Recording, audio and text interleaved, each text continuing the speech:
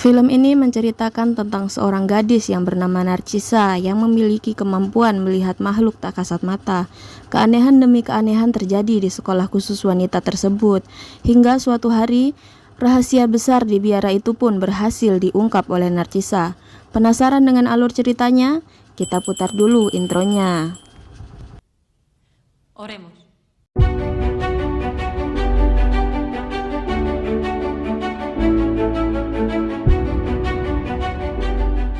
Film ini berlatar di Spanyol tahun 1939, berkisah tentang seorang gadis yang bernama Narcisa.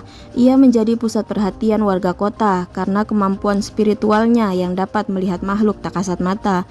Dikenal sebagai gadis suci dari Pero Blasco, Narcisa memperoleh reputasi yang sangat baik dan sangat dihormati. 10 tahun kemudian, Narcisa kembali ke biara yang kini sudah dijadikan sekolah khusus perempuan dan mulai bekerja menjadi guru di sana. Sejenak menatapi tembok yang dipenuhi bekas peluru, saksi bisu peperangan di masa lalu. Kemudian Suster Narcisa dihampiri oleh Suster Julia. Suster Julia mengajak Suster Narcisa untuk menemui Suster Kepala.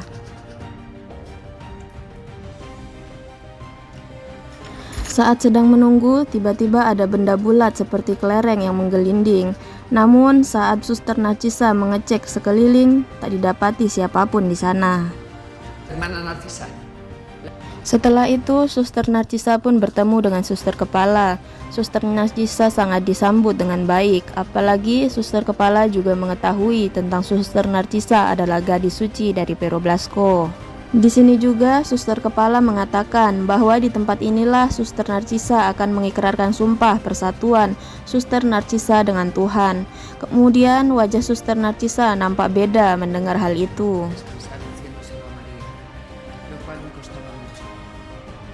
Setelah makan bersama, Suster Narcisa pun pergi ke kamar yang akan ia tempati. Setelah merapikan barang-barangnya, ia pun akan menyimpan kopernya. Tapi tiba-tiba Suster Narcisa menemukan kotak yang berisi gunting, kertas-kertas lainnya, dan foto orang suster yang bernama Socorro. Setelah itu, tak ada hujan, tak ada angin. Kursi kayu di dalam kamar itu tiba-tiba terjatuh. Tak lama kemudian, Suster Narcisa mendengar ketukan dari luar. Tapi setelah dicek, Suster Narcisa tak mendapati apa-apa. Hanya saja Suster Narcisa mendapati sebuah gambar aneh di dinding. Scene beralih saat semua penghuni biara sedang berdoa. Setelah berdoa, Suster Narcisa pun melakukan pengakuan dosa. Suster Narcisa menceritakan keraguan dan ketidakyakinannya untuk menjadi seorang suster dan guru di biara ini. Setelah itu, suster pun masuk ke kelas untuk memulai kelas pertamanya. Setelah memperkenalkan diri, suster pun sempat memarahi anak-anak karena berisik saat suster hendak memperkenalkan diri. Setelah itu, ada seorang siswi yang bernama Rosa diikuti dengan kakaknya yang bernama Elvirita izin ke WC karena Rosa sudah mengompol. Scene beralih ke Suster Narcisa yang sedang bersama Suster Kepala di ruangannya. Suster Kepala sedang menunjukkan album foto para suster yang pernah di biara itu. Namun di halaman selanjutnya, Suster Narcisa mendapati satu foto yang sudah tidak ada di tempatnya. Setelah itu, Suster Narcisa kembali ke kamarnya, lalu melihat kembali foto Suster Socorro. Tiba-tiba kursi yang berada di kamar itu pun terjatuh lagi. Suster Narcisa pun memberdirikan kursi itu kembali. Setelah itu, kembali terdengar suara ketukan pintu. Namun setelah diperiksa, tidak ada siapa-siapa di luar. Tapi tiba-tiba ada benda yang sama yang menggelinding di depan kamar Suster Narcisa. Suster Narcisa pun mengikuti benda tersebut hingga masuk ke ruangan yang cukup menyeramkan. Dan suster menemukan tangan Santa Marta. Kemudian ia menyerahkan ke Suster Kepala. Ternyata tangan Santa Marta sudah hilang sejak perang, tapi kini sudah ditemukan berkat Suster Narcisa. Setelah itu mereka pun berdoa bersama. Ea pues, Señora, abogada nuestra, vuelve a nosotros. Suster Narcisa mendapati seorang suster lain yang sedang membuat kue. Suster itu menawari Narcisa untuk mencobanya.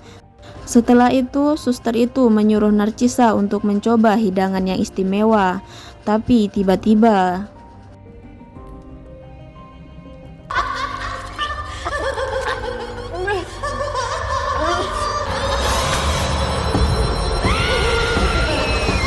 Ternyata itu semua hanyalah mimpi.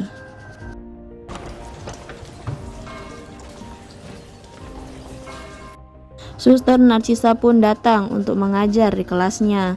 Ternyata hari ini adalah hari mencuci, jadi hanya beberapa orang saja yang stay di kelas.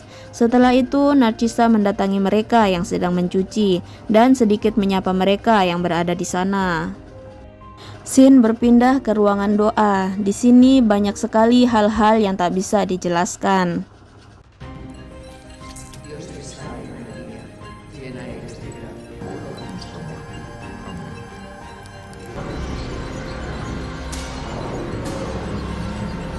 Tapi ternyata semua itu hanya halusinasi Suster Narcisa saja. Di malam harinya, Suster Narcisa memergoki siswi-siswinya sedang asik berlatih berdansa. Karena mereka takut setelah keluar dari sekolah putri ini mereka tidak bisa mengikuti pesta dansa. Awalnya Suster Narcisa tak membenarkan hal itu. Namun setelah dibujuk beberapa siswi, Suster Narcisa pun menyetujui untuk ikut berdansa.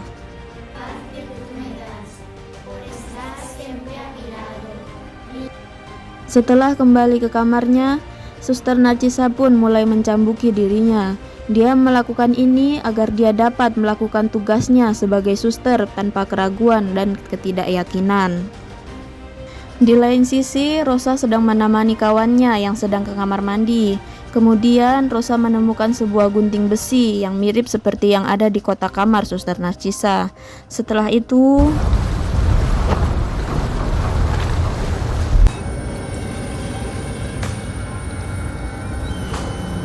lalu ada teman yang lain di kamar yang berteriak histeris karena tiba-tiba rambutnya ada yang menggunting. Dia mengatakan bahwa ada gadis cilik yang menggunting rambutnya. Tapi Suster Julia tak mempercayai hal itu. Karena Suster Julia mendapati gunting di tangan Rosa, Suster Julia pun menganggap Rosa yang melakukan hal itu. Suster Narcisa yang melihat gunting itu pun terkejut, karena seingatnya gunting itu masih ada di kamarnya. Setelah itu Suster Julia pun membawa Rosa untuk dihukum. Semakin hari, Suster Narcisa semakin penasaran dengan Suster Socorro, sampai ia pun pergi untuk mencari makamnya. Pureza, y eternamente lo sea.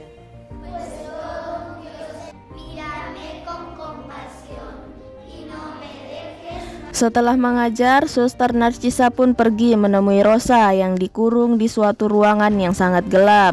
Suster Narcisa menanyakan dari mana Rosa mendapatkan gunting itu. Rosa pun bersumpah dia hanya mendapatkan gunting itu tergeletak di kamar mandi. Setelah itu, Suster Narcisa pun menyuruh Rosa untuk menceritakan semua. Rosa berkata, dulu Suster Ines pun mengatakan hal yang sama. Tapi Suster Ines tak mempercayainya, sampai gadis itu pun menulis namanya. Setelah itu Suster Ines langsung pergi. Suster Narcisa pun menanyakan apa maksudnya. Rosa menjawab, jika dia menulis nama kita, maka kita dikutuk. Scene berpindah saat Suster Narcisa sedang memakai gaun bekas dari Suster Ines. Setelah suster kepala pergi untuk memanggil Suster Marcella untuk memermak ulang gaun tersebut karena masih kebesaran. Tapi tiba-tiba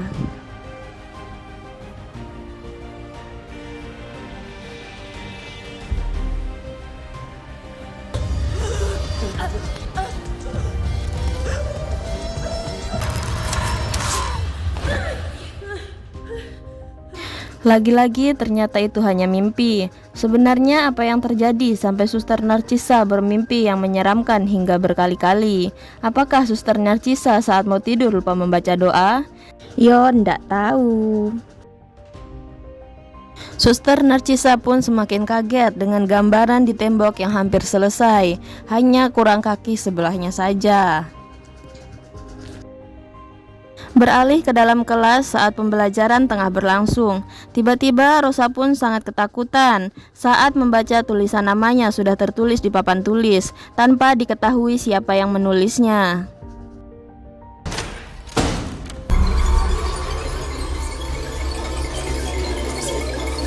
Suster Narcisa menemui Rosa di kamarnya untuk mengatakan Suster Narcisa percaya kepada Rosa walaupun suster-suster lain tak ada yang mempercayainya. Kemudian mereka pun pergi ke kamar Suster Narcisa untuk melihat gambar yang dibuat oleh Suster Ines. Rosa pun sangat melarang menambahkan kaki pada gambar itu, tapi karena Suster Narcisa meyakinkan, akhirnya mereka berdua melakukannya.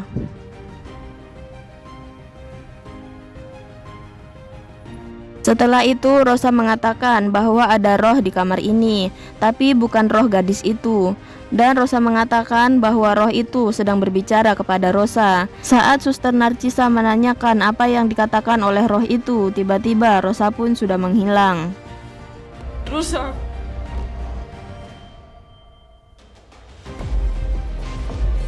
Rosa. Rosa. ¿Oye la visto a Rosa? ¿Qué ocurre? ¿Has visto a tu hermana? No. ¿Y dónde está el alboroto? Rosa que no aparece. Suster Narcisa pun kebingungan mencari Rosa, hingga Suster Narcisa bertemu dengan Suster Julia. Kemudian Suster Julia memarahi Suster Narcisa karena telah mempercayai anak-anak. Hingga pencarian mereka berlanjut ke ruang doa. Mereka seperti mendengar suara Rosa di dalam ruangan pengakuan dosa. Namun yang terjadi, Es que esto es una de tus pesadillas. No. Está ahí.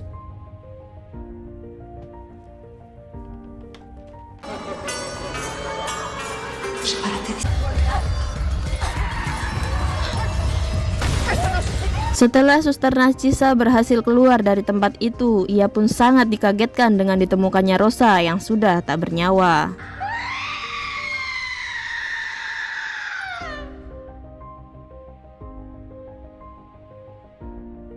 Semua yang di sana sangat bersedih atas meninggalnya Rosa, terutama kakaknya Elfrita. Lagi-lagi Suster Julia menghampiri Suster Narcisa untuk menyalahkannya. Sekembalinya di kamar, Suster Narcisa yang sangat merasa bersalah, ia pun meluapkan kesedihannya. Setelah itu memutuskan untuk pergi dari biara itu.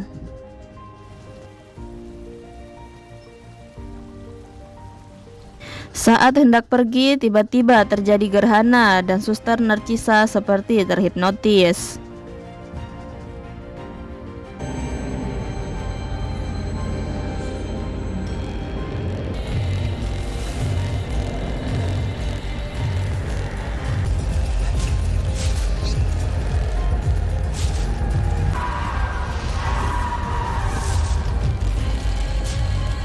Di saat seperti itu, Suster Narcisa seperti mendapat penglihatan tentang masa penjajahan. Banyak para penjajah yang semena-mena kepada para suster. Bahkan ada satu suster yang sampai dilecehkan oleh penjajah. Setelah itu, Suster Narcisa pun sadar ternyata dia sudah berada di kamarnya. Dia ditemani oleh Suster Julia dan Suster Sagrario. Setelah Suster Julia pergi, Suster Narcisa meminta Suster Sagrario untuk mengambilkan kotak yang berisi foto Suster Socorro di lemarinya. Saat Suster Narcisa memegang foto itu, dia kembali mendapat gambaran kejadian pada waktu itu. Ternyata setelah kejadian itu, Suster Socorro masih hidup. Atas kejadian yang menimpanya, ia pun hamil dan berhasil melahirkan seorang anak perempuan. Dan semua kejadian itu hanya diketahui oleh para suster. Suster Sagrario yang mendengar semua hal itu pun tiba-tiba menjadi ketakutan. Dan Suster Narcisa yang menceritakan hal itu hingga matanya mengucurkan cairan merah. Setelah Suster Narcisa melepaskan perban matanya, Suster Socorro mendatangi Suster Narcisa, kemudian kembali memberi gambaran. Ketika itu anak Suster Socorro sedang sakit. Suster Socorro ingin membawa putrinya ke rumah sakit. Namun dengan suster-suster yang lain, anak perempuan itu dilarang dibawa keluar dari biara. Akhirnya para suster itu mengurung Suster Socorro di kamarnya. Kemudian anak perempuan itu dibawa ke kamar mandi untuk diberendamkan. Tapi karena anak itu terus memberontak, akhirnya hal naas pun terjadi.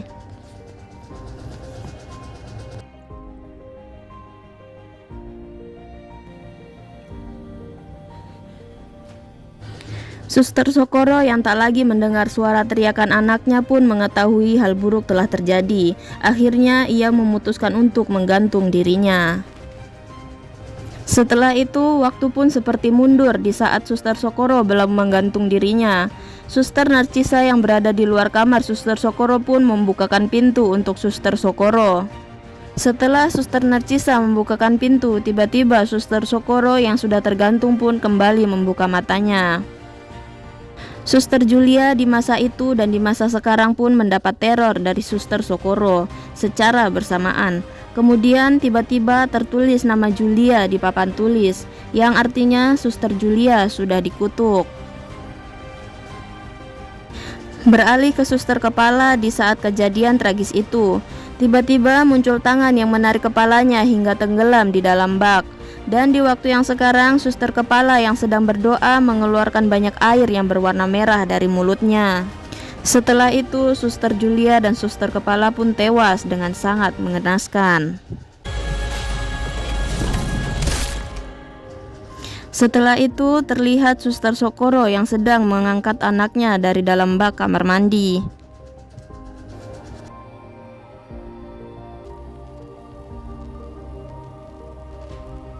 Setelah itu, kita diperlihatkan dengan Suster Narcisa beberapa tahun kemudian yang sedang berada di sebuah sekolah. Namun, walaupun sudah setua itu, sebutannya sebagai gadis suci masih berlaku.